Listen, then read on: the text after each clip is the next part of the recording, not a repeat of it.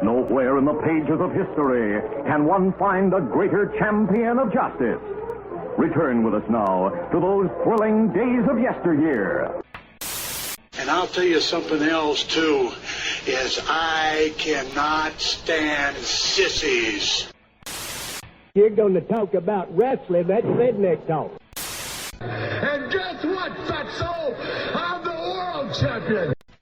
Hey everybody, welcome to the 1,000 Hours podcast series. I'm Carl Stern. Thank you very much for joining me.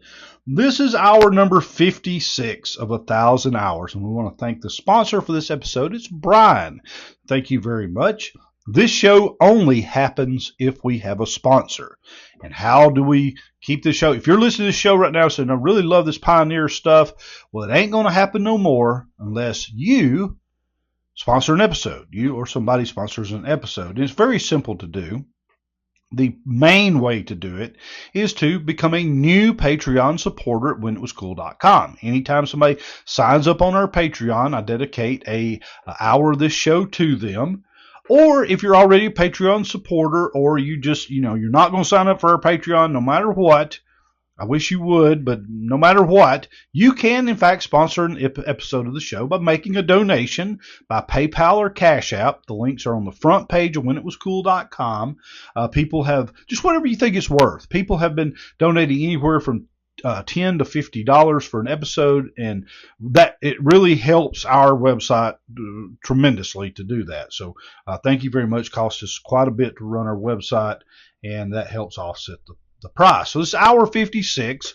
Why is this even called 1,000 Hours? Because one of our great foundational supporting Patreon members, No Friender, told me one time, said, I could listen to you talk about the pioneers of wrestling for 1,000 hours. And I thought, that's a lot of time there, my friend. But if people are willing to support the show, willing to sponsor it, we'll go as long as it lasts. Because I love talking about the Pioneer era. It's the thing I'm most into, the thing I most enjoy researching. I am, of course, writing a book on it right now for release pretty soon, the fall of 2024. Dragon King Carl's Pioneer Era Wrestling Omnibus, the Bible of the Pioneer Era of Pro Wrestling. We're sponsored right now up through hour 74, so it's time to jump aboard if you've thought about sponsoring an episode. Now would be a good time to do that as I get deeper and deeper into these books. So last episode and on recent episodes, I've been talking about William Muldoon. I'm up into the era of William Muldoon. We have looked very deeply, my research very much is focused on 1882 and 1883 here lately, and I've done so much stuff here lately that it's really impacted the way I sort of view everything here in the Pioneer era. We've come out of, and we're going to start here today, we're going to talk about 1883. I just finished 1883, and there's so much that happens because this is very much William Muldoon's era. By 1883, the person who popularized Pro Wrestling United, wrestling's first national star, was Colonel James H. McLaughlin. And he's really disappeared from the scene right now. He's retired. Even though he's in his late 30s, he's retired. He's going to come back, but he's in his late 30s, or, I think he's like 39 in 1883. And he's a conductor on the railroad, and he was like a very popular conductor, and he often, between wrestling gigs, took conductor jobs, but he's settled into doing it for a while. He runs the train from Detroit to Chicago, so he's got a pretty good job there. And John McMahon who was his kind of career rival or number two in that era before this. He's still around, but he's not doing much. And he seems kind of beat up. He's oftentimes putting off matches. What few times he appears, he's not doing very well. The newspaper says he's complaining of rheumatism and stuff like that. So he's John McMahon is not, a one of the top guys right now. In 1883, the top guy, without question, is William Muldoon, and he's taken over the Greco-Roman world. No longer, you still have Professor Theobald Bauer still around, Professor William Miller. Those two are the ones who popularized Greco-Roman wrestling in the United States. And again, remember, this is not, when you hear this, you think, oh, that's college wrestling, that's Olympic wrestling. No. The Greco-Roman in the Pioneer era was very much an entertainment style wrestling, worked, fake, whatever you want to call it. It was very much, a lot of times, not highly respected because it was popular. It was popular among the masses. Sports writers and everything, they didn't like it so much because it was so corrupt. And but Bauer and popularized it. Well, Professor William Miller had moved back to Australia and is staying there. Bauer is still appearing sometimes, but he's not near the power he once was. William Muldoon had become very popular in the New York papers because he was a police officer up there who did wrestling. And I really feel like he gained this reputation because he had a lot of drama on the police force. He didn't get along with other people in the police force. He didn't get along with the commissioners or the chief. They didn't want him participating in these wrestling matches because Greco-Roman had this very bad reputation of basically a dirty, corrupt. They thought that they didn't see it as entertainment. Where you buy a ticket like we do today, buy a ticket and watch these two people pretend to fight and go home happy. No, people were gambling on this stuff. So it had, number one, had that seedy gambling reputation. Number two, it had a criminal reputation because they were fleecing gamblers out of their money. And Greco-Roman was the most obvious violators of the public trust in working these matches and stuff. And so Muldoon went against that as well. I mean, he very publicly beats Bauer. He publicly beats Miller. He gets into, remember we talked about they actually got into a legit fight, getting beaten in the head with a stick and everything else, fighting amongst themselves. So I think kind of the public saw Muldoon as a real guy standing up to all these people and an athlete. I mean, he looked like a picturesque, they always say picturesque statue of a man, a Greek god and whatever. And now Muldoon, I think he gets a lot more credit than he deserves for being, quote, real. I think he was real enough. He was real enough and skilled enough that he, kind of like Ed Strangler Lewis was later on, he's doing a lot of working, hippodroning, as they called it in these days. He was doing a lot of that, but he could be real if he needed to be, and everybody pretty much understood that. And so in the papers, I feel like he had the reputation of, this Theobald Bauer and this William Miller, Andre Christol, Lucian Mark for darn sure. They're all these entertaining shyster showmen. But boy, this William Muldoon, he's the real deal here. And I feel like that's kind of what they got the perception of him as. So here in 1883, that's the world we're at. Now, Muldoon ends up ultimately quitting the police department. He can't do it anymore. They're on his case all the time. There was a episode in New York where they purposely held him at work too long and would not let him leave to make him forfeit a wrestling match. Now, he ended up making it. It was delayed long enough for him to get there. But after that, he's pretty much like, I'm not doing this anymore, and quits. And he ends up hooking up with some entertainment groups. It ends up being part of a play where he played Charles the Wrestler. Good typecast part, I guess. But he ends up traveling the country. He and Clarence Whistler hook up, and they start putting on these combination shows all over the country. And here's another way, and it's pretty ingenious what he did. He and Clarence Whistler, along with Andre Christol, tour the country putting on wrestling exhibitions. They're not even pretending this is real. They're not even pretending this is legitimate. They go, they rent an opera house or an entertainment hall or a music hall or something like that. They go there and they say, he says, I'm going to show you a demonstration. We're going to have one fall of a Greco-Roman wrestling match. And then he'll explain, they have a fall, he'll win. Muldoon will then say, you see this hold here, this is what I was doing, and this is why I was doing it, and so on. And then Clarence Whistler would come out, usually wrestle William Muldoon, and catch as catch can, beat Muldoon, and then they would explain, hey, this is what the differences are. It was like an educational sort of thing.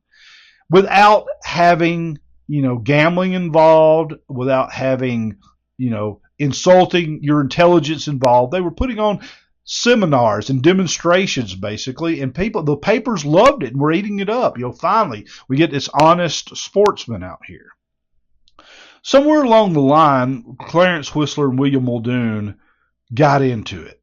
Okay, they had, seems at best, a tense relationship. Clarence Whistler, honest to goodness, seems like a very loose cannon kind of guy. Now, the papers often describe him as mild-mannered, unassuming, and nice, but you can kind of see from some of the stories that do end up making the papers that he can go off on you in just a second. And he's a tough, legit guy, too.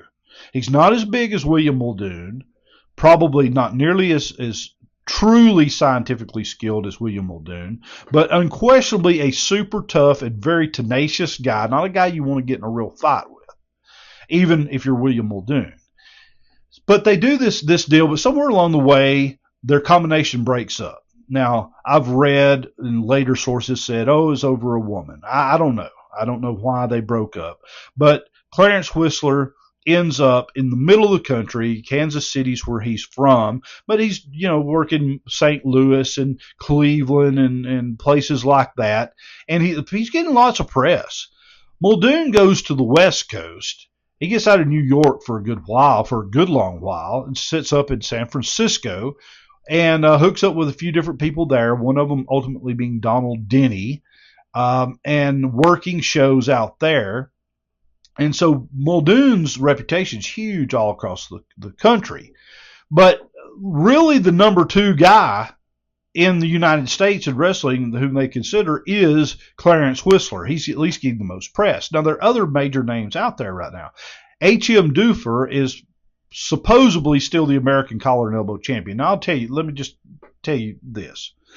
These championships in the Pioneer era, and look, I come to love the Pioneer era by reading like title histories, like Duncan and Will's title histories, Great Hesus Puerto Dojo title histories, Wikipedia title, wherever I get a hands on title history. I love that stuff. Love them. And it's a great inspiration. It's one of the reasons I do stuff like this. I love these title histories. Anything from the Pioneer era, I'm just, as much as it pains me to say it, don't go by them. They're absolutely worthless. I have no doubt that people put great strength and resources into making these as accurate as possible. Most of them have some truth to them. But the reality of the situation, and I've probably am at better than 15,000 pages of old newspapers at this point, if not more. I know I'm at least at 15,000 pages. The reality is every single wrestler of any name or note back here was calling themselves a champion of something. They would, if they got beat by somebody else for their, quote, championship, it didn't matter. They still went on calling themselves the champion, and now this other person's calling themselves the champion, and so on and so forth. There is no, like I've looked, this is the era where the mixed style championship really comes into prominence. Wrestling has evolved out of just collar and elbow or just Greco-Roman or just Cumberland style or whatever, and are now a mix of different styles. You'll have one fall in collar and elbow, one fall in catch as catch can, one fall in whatever your favorite type of wrestling is or your expertise is in. And it's those mixed styles. Most of the time, best of 7 falls, sometimes best out of 2 out of 3 falls. Just all depends on the rules agreed to. But Duncan C. Ross become the World Mixed Styles Championship because he was backed by the National Police Gazette and Richard K. Fox. They even gave him a medal, and that's one of the things Richard K. Fox really done here. He gave these physical trophies, be it a belt, be it a medal, be it a trophy. He gave these physical things that these people could show in stores. They would display them in stores in anticipation of the upcoming match.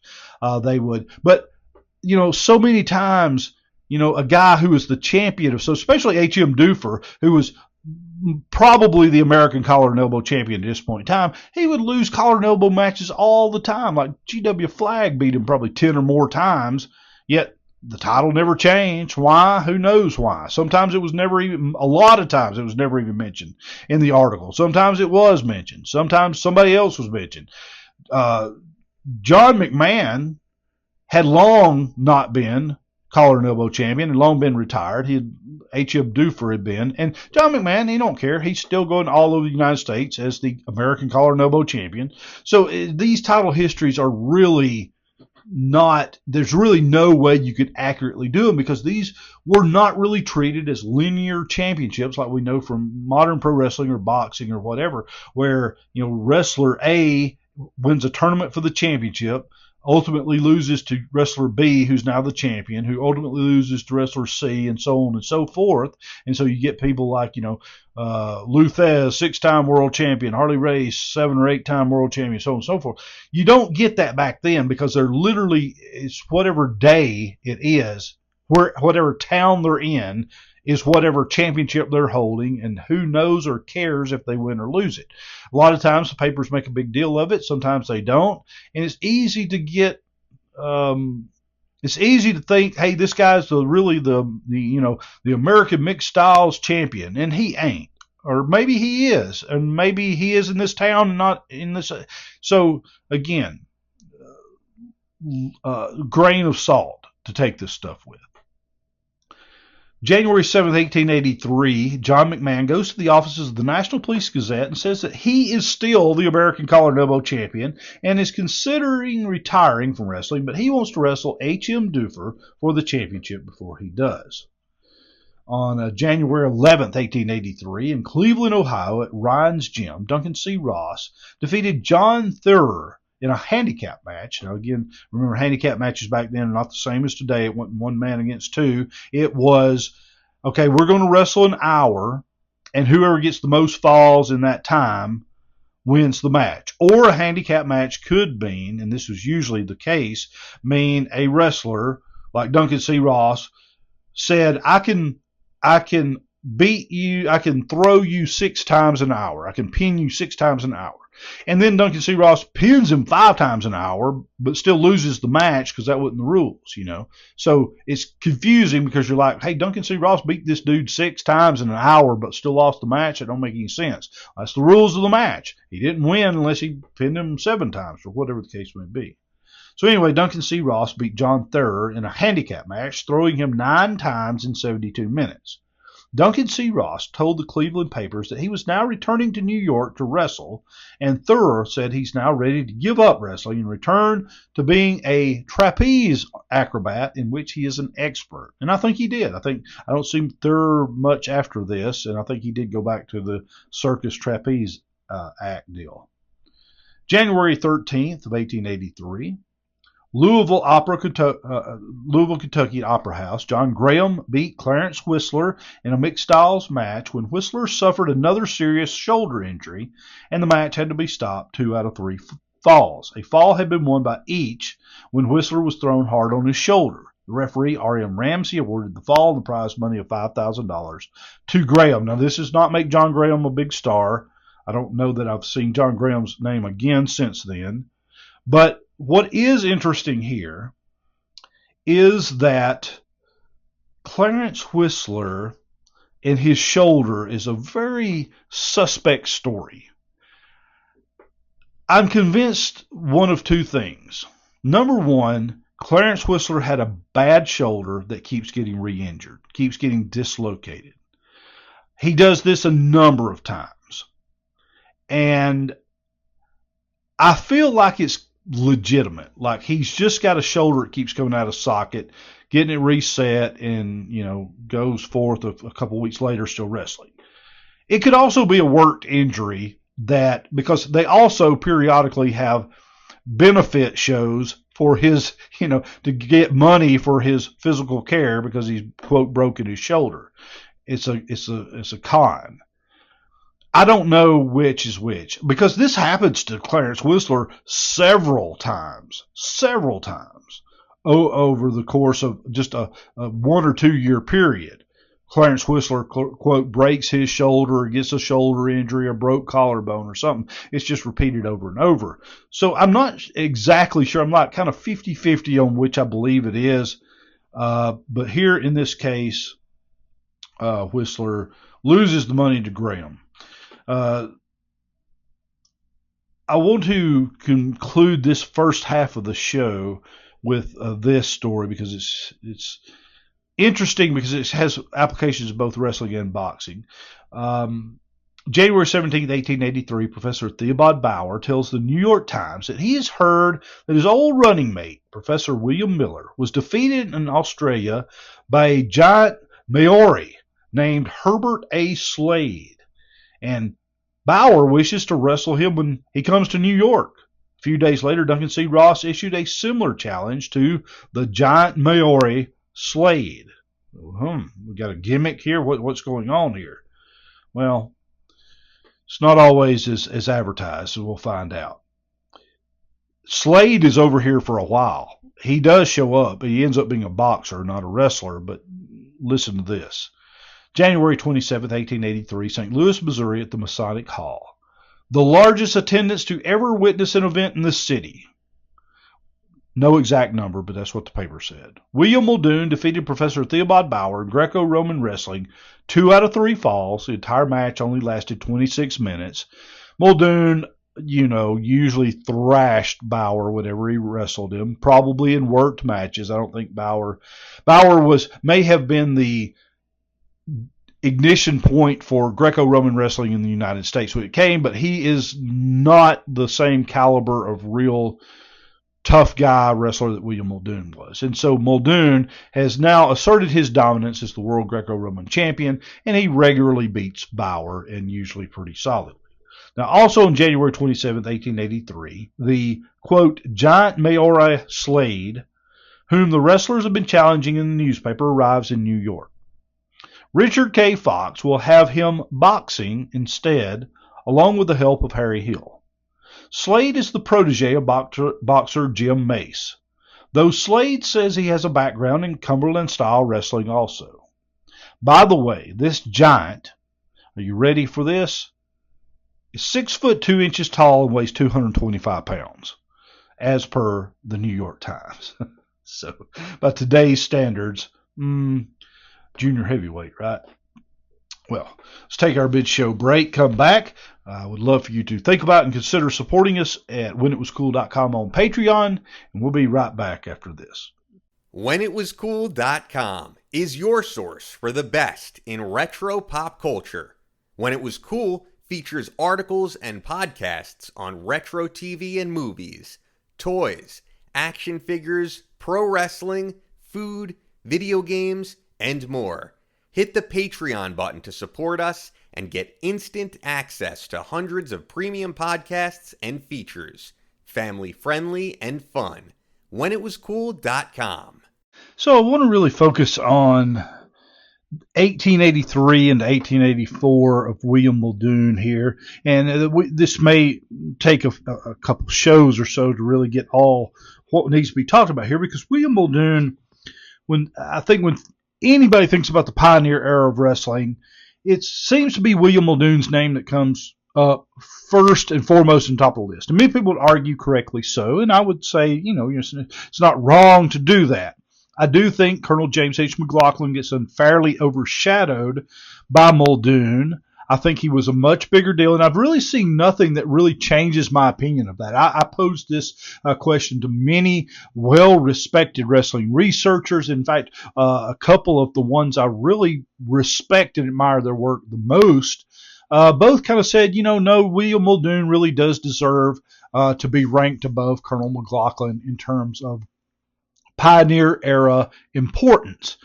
And again, I don't disagree with that, but I would say that Colonel James H. McLaughlin's profile should be higher. He should be neck and neck with Muldoon. And honestly, I can't even say that there's not a case to be made still for McLaughlin being the most important. 1883 and 1884 is a really pivotal years for Muldoon, however. Muldoon is gone from the New York Police Department. We discussed all that. So he's done this nationwide tour with Clarence Whistler and Andre Christol, putting on these exhibitions. He's really raised the prominence of Greco-Roman wrestling. A lot of changes are going to happen in the next year. Between February of 1883 and the summer of 1884, Muldoon is going to actually set up shop in San Francisco. He's touring with this play company. He's doing the part of a wrestler in a play. And that's primarily what he's doing. He's wrestling just to earn extra money, quite honestly. And so he does this a lot in San Francisco, some up in Portland as well. But that's going to collapse in about a year's time in a really spectacular kind of way. So here, I just want to hit on something. A lot of the minor points are going to be made in the book when it's released, in my Pioneer Era book when it comes out. But I want to really kind of hit a few high points, and then we'll go into next show, the next 1,000 hours, kind of following up on this. February the 4th, 1883, in St. Louis, Missouri. Now, Muldoon's crossing the country at this point. He's left New York. Remember, we're not flying anywhere in 1883. We're going by train. And so across the country, we will be putting on shows and stuff. And so we're out in St. Louis, Missouri. The Olympic Theater, attendance 3,000 people, very respectable attendance for that era. William Muldoon defeats Edwin Bibby in a Greco-Roman wrestling match, winning one fall. The match was agreed to last 2 hours, with the person getting the most falls winning. Muldoon took a fall in 7 minutes, and no other fall was taken. The match lasted the entire 2 hours. Former Missouri Governor Charles P. Johnson had threatened to try to get the match shut down and anyone involved arrested for violating various ordinances which prevented sports from taking place on Sunday. Yes, the old Sabbath laws. Even though the Sabbath has always been Saturday, Sunday, it was in American history, I can get into the whole. I'm well researched in religious history as well, especially Protestant history. They decided that Sunday was the Sabbath. It was never the Sabbath. Saturday's always been the Sabbath. Still is the Sabbath. But in this era, in this specific time period, Protestant Christians determined that no, the Sabbath is now changed to Sunday. And so there were lots of laws accordingly. Now, over time, of course, these were held to be unconstitutional and struck down. Look, as recently as just a few years ago, here in Alabama, there were stores that were still closed. There was one town about 50 miles from here. The stores were closed because of what's called these blue laws. Can't be open on the Sabbath. Even though they were open on the Sabbath, they were closed on Sunday. It's just ridiculous, this whole deal. But they were threatening to put people in jail and intended to. Ultimately, Johnson chose not to get involved, and the chief of police declined to stop the match as well. However, a deputy was there and had an arrest warrant for William Muldoon. Muldoon, however, explained that he was not responsible for putting on the event, and the deputy declined to serve the warrant. There was an outcry in numerous newspapers across the United States that a public wrestling match was allowed to take place on a Sunday. Crazy as it may sound, that was very, very true. So we want to follow William Muldoon. Now he comes back eastward a little bit to Cincinnati, Ohio. So he's still traveling around essentially the central part of the country, Great Lakes area, into the Mississippi River area. I think I jumped back here. Let me find my place. I lost my spot here. Okay, so this is February 10th, 1883, Cincinnati, Ohio. The Coliseum Theater don't have a attendance. William Muldoon still wrestling with Edwin Bibby. Edwin Bibby is a top star of this time period, going forth in 1,000 hours. Should this podcast continue to get sponsored, we will talk plenty about Edwin Bibby. He wrestles Edwin Bibby to a draw after an hour of wrestling. Muldoon announced to the crowd that he had injured his chest while wrestling in St. Louis, and neither was able to throw the other. He offered a rematch once he was healed. Professor Theobald Bauer, yes, our old friend, the mega carny, the guy who introduced Greco-Roman wrestling along with Professor William Miller to the United States, Professor Theobald Bauer was the referee.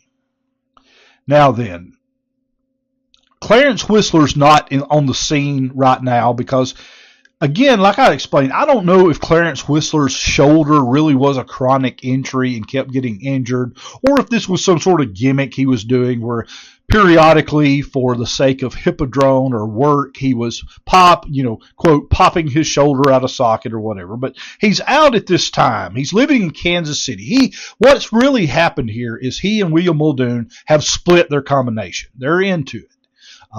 Whether it's over a woman, we don't really know. History suggests possibly. But for sure, at best, William Muldoon and Clarence Whistler have a tumultuous relationship. And in about a year's time, a little over a year's time, it's going to really negatively impact William Muldoon's reputation and basically end his tenure in San Francisco. The Kansas City Times runs a piece that was originally reported in the Peoria, Illinois Journal, stating that the Kansas City is basically being swindled by wrestling. They point out that Clarence Whistler is now wrestling again after supposedly breaking his shoulder in a match against Professor Theobald Bauer, and how the whole match was in fact actually a swindle, as heavy betting was on Whistler. They tell about how their city, Peoria, Illinois, had been swindled by Lucian Mark and others. So word's getting around. The old put-up job. And it's interesting. I recently posted this over at the board at WrestlingObserver.com in Figure 4. We've been talking a lot about wrestling terminology. You know, Kevin Nash came out on a podcast recently and criticized Logan Paul for not knowing insider wrestling terminology. And back when I was involved in wrestling, running shows and wrestling and stuff back in the 90s, you know, people still used regularly inside terminology. Work, shoot, kayfabe, Broadway, things like that were regular terminology used, and I guess still to this day it is to some degree. And so it's kind of interesting to know where this starts. Well, back in the 1880s, the newspapers had coined the term put-up job, meaning the wrestlers were in agreement about who was going to win. It was a swindle. They agreed to it in advance. So it's the predecessor of the terms work or worked. It's also the predecessor of the term job, like a jobber or doing the job. Colonel James H. McLaughlin gives an interview in a 1884, I think, newspaper, using the first time I saw in print the term jobbed or jobber. Jobbing, actually, I think was specifically what he said. And he was actually saying that, talking about two people, in fact, I think he might have been talking about William Muldoon. I don't remember the two people he was talking about. He said he thought they were jobbing. And what that meant was that was slang for they were putting on a put-up job. So somebody that puts on a put-up job is jobbing.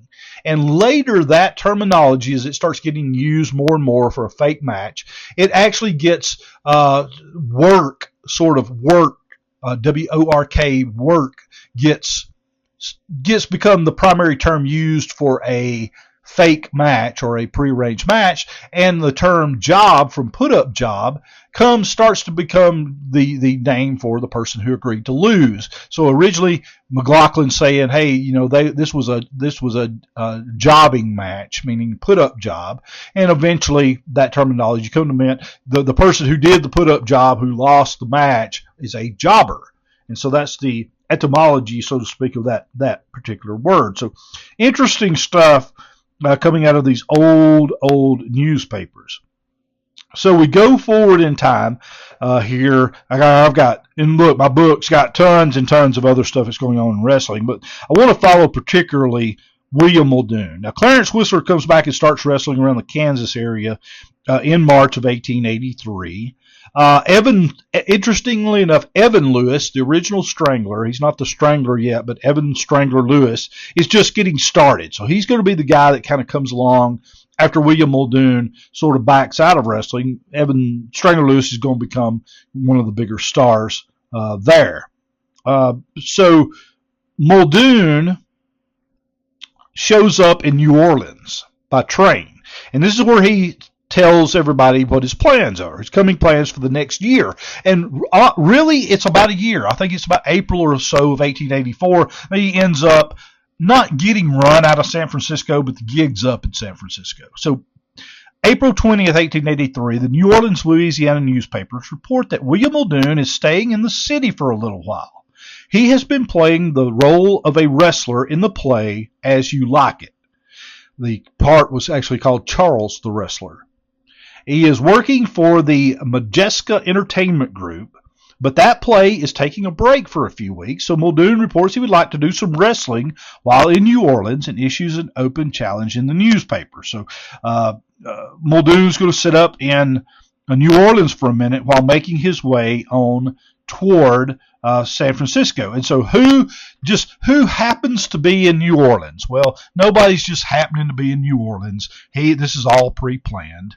May the 1st, 1883, in Spanish Fort, Louisiana, just outside of New Orleans, William Muldoon defeated Professor Theobald Bauer in a handicapped Greco-Roman match, throwing Bauer 4 times before Bauer declared he could not continue due to injury.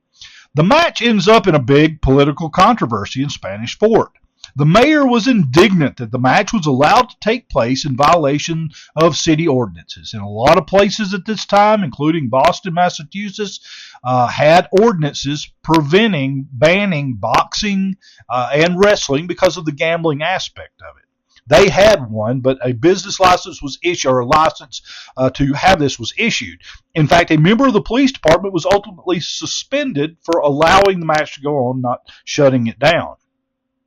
So Muldoon picks up a win there in New Orleans. Now, out in San Francisco, the wrestling scene's not dead at all. They had this big Scottish Games out in San Francisco, and Duncan C. Ross, the guy who is being backed by Richard K. Fox in the National Police Gazette, he's world mixed styles champion. He's out there for the Scottish Games, and so is Donald Denny. Donald Denny, a very famous strongman athlete as well. He's set up shop out there, and he's doing matches out there as well. And so he and Muldoon are going to set up a combination for a little bit. And I'm not sure. They work these stories in the newspaper, so I'm never really sure what's real and what's not. I'm just using my best intuition and evidence that, look, I was a police officer, did, detective work for 31 years, trying to read between the lines and figure out what's really going on. William Muldoon very publicly says, I don't like Donald Denny.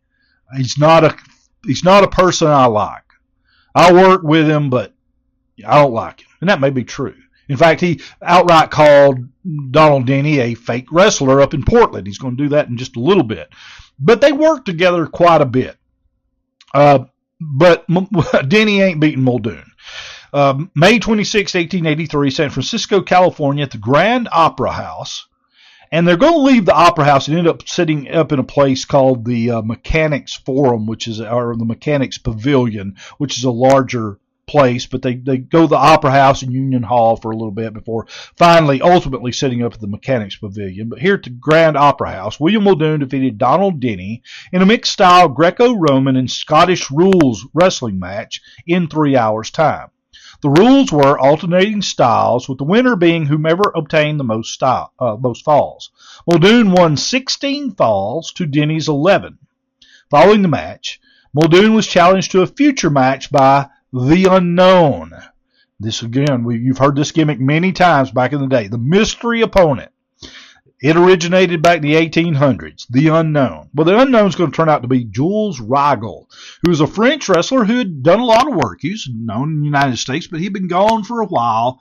And so he makes a comeback, so to speak, shows up. And Jules Riegel, he says, he told the newspaper that he had not had a match in a couple years, and I think that's probably a while. He had worked previously with Andre Christol and Lucien Marc and that group of Frenchmen. So here he is, no surprise. He would turn up. If he turns up again, he's going to turn up wrestling up against Muldoon here. All right, so we go for it. And by the way, in these mixed style matches, William Muldoon has no problem doing jobs. He will put you over in catch as catch can. He'll put you over in collar and elbow. He'll put you over in Scottish rules and whatever, but not in Greco-Roman. He's the world Greco-Roman champion. He's even got him a fancy medal gave to him by Richard K. Fox in the National Police Gazette, and he's not, here's spoiler alert, he's never going to lose it. He ain't getting beaten Greco-Roman. So what you do is you have a bunch of falls in a match, and then that keeps drama up. Muldoon will get pinned several times, but, you know, you have enough Greco-Roman falls, which he's not going to lose at, and probably was extremely well adapted, and probably maybe, you know, kind of, again, Muldoon reminds me a lot of Ed Strangler Lewis, not Evan Strangler Lewis, but Ed Strangler Lewis, in that he was absolutely a worker, absolutely a carny, did the bulk of his matches were worked, fake, if you want to use that word, not real, prearranged matches, but he was legitimately tough enough that if you tried some crap with him, he could beat you, especially in Greco-Roman. So that's kind of Muldoon's deal. Same with Ed Strangler Lewis. Strangler Lewis, he would put people over when it was good for business, but if he didn't want to lose, or you were trying to beat him, probably wasn't happening. I think Muldoon's kind of cut from the same cloth, the predecessor to that.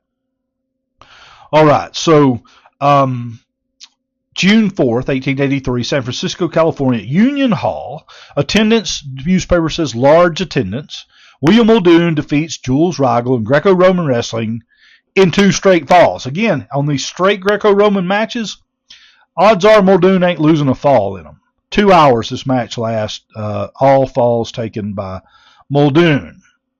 Okay, so there is in the middle of the country now in St. Louis a big wrestling tournament that goes on. I'm not going to get into that now. We may come back on another episode of 1,000 Hours and talk about this St. Louis tournament, which ultimately ends up getting won by Clarence Whistler.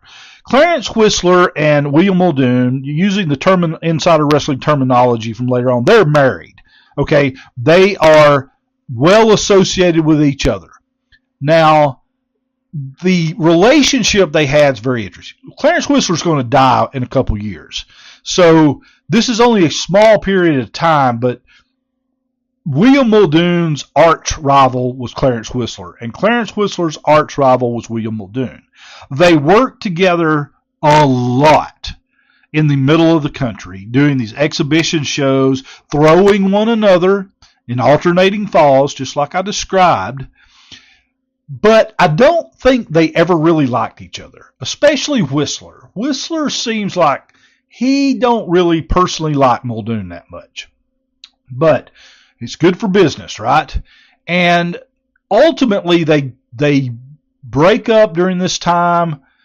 Whistler does his thing out in the middle of the country. Muldoon, like I said, sets up shop in San Francisco. But eventually they're coming back together and they're going to have the big rematches. But it eventually ends, and it eventually ends with them splitting. And I don't think there was any love lost between the two at the end of the day. It's one of those kind of Shawn Michaels, Bret Hart kind of relationships, in that yes, they did considerable business, but they're probably not going out to dinner together, at least after a certain point. Now, others may have a different belief in that, but fine, so be it. The June 13th, 1883, San Francisco, California, Grand Opera House. William Muldoon defeated Donald Denny again. The rule stated that Denny must throw Muldoon in Scottish style as many times as Muldoon threw Denny in Greco-Roman. Well, you can see how this is being set up. Well, Denny failed to do so. Muldoon was said to have won by one fall in less than a second. So they took this one all the way down to the wire. And Jules Riegel was the seconded Denny. Back in these days, you had each wrestler had a second. There was umpires on standby, a referee, of course, and a lot of accoutrements around the match. Very much would look like a boxing match from this era. I don't think those people ever actually did much of anything. They stood there coaching their people along, but it was usually almost always prearranged. June 16, 1883, San Jose, California, the Metropolitan Theater. William Muldoon beat Abe Byram in a sparring boxing match, driving him off the stage in 2 rounds. And then Muldoon had a wrestling exhibition, Greco-Roman. He beats Jules Riegel in 2 straight falls. So this is interesting. Muldoon is already dabbling in boxing. Muldoon would ultimately choose boxing. It would be his love of his life would be boxing. He would retire from Greco-Roman wrestling and take up training and physical culture and working mostly with boxers. And ultimately, of course, in his old age, he becomes a member of the New York State Athletic Commission. In fact, the president of the New York State Athletic Commission, and primarily interested in boxing. And I want to kind of take off right there, and we'll come back on our next show and talk more of Muldoon and what he does out in California and how that ultimately all falls apart. But one thing I want to wrap the show up with real quick right here is by saying a lot of what people think they know, and a lot of what I thought I knew about the Pioneer era, much of which is being changed by all this research I'm doing now for my forthcoming book, came from sources that were published after the fact. Many times, many decades after the fact, sometimes 50 years. There was a book called From Milo to Lundos, which was published back in the 30s, I believe, that was really the source of a lot of stories about the Pioneer era. That book was written like 50 years after this time. Now, I understand I'm writing like 140 years after this time, but I have many resources that they didn't have available. What they had was the stories of old man William Muldoon, 80-year-old William Muldoon, in some of his last interviews, talking to the people who wrote this book and telling, in many ways, very biased and sometimes outright fictional stories, and they write this book. They didn't have, newspaper archives of thousands of pages, hundreds of thousands, millions of pages of, sound like Donald Trump there, didn't I? Number kept growing. I think newspapers.com is now claiming like over 1 million pages of newspapers. I feel like I've been through most of them so far.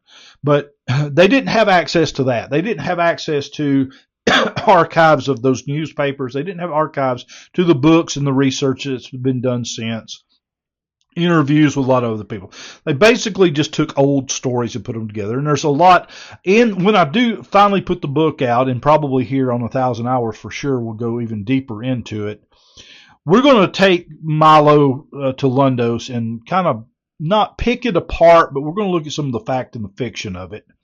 And because what people think they know, I mean, I've read it in the Observers and some of the old history pieces where, people from the Pioneer era end up in the Observer Hall of Fame. I've read it in, I couldn't tell you how many books by well-meaning, researched historians, very smart people, because that was the primary source for a lot of stuff. Were these books, Fall Guys being another one. And so much of that foundational knowledge of information does not correlate with what was told at the time. You go to these newspapers knowing with modern knowledge and knowing with historical insight, being able to read these stories and kind of understand what was happening there. And I think much of the framework of the Pioneer era is going to be looked at somewhat differently once I put my my book out. I hope that's the case anyway, and I want to do as much justice as possible to get the true story, the truth out there as much as can be had of it, at least not just repeat, old fictionalized stories from, an 80-year-old man who's telling the story he wants it told, which kind of is where a lot of that comes from now. Well, thank you very much for listening. I hope you will support this show. We are, if you're hearing this at WrestlingObserver.com, Figure4Online.com, you're going to continue to hear this show and my regular Tuesday or Wednesday, whatever day they post it up, Classic Wrestling audio show. And for those of you who are Patreons at WhenItWasCool.com, you'll continue to hear everything as well. But I do want to tell people that I am retired now from my full-time job. WhenItWasCool.com and Observer, that's what I now do for full-time life and full-time living. And so we have to monetize this as effectively as we can. I know people don't want to hear that in today's world, but I have to feed my family too. And this is how I do it, and I appreciate everybody who supports us. Our Tuesday show, the regular Dragon King Carl Classic Wrestling audio show, I have been long putting it up for free on Apple and Spotify by way of the When It Was Cool website.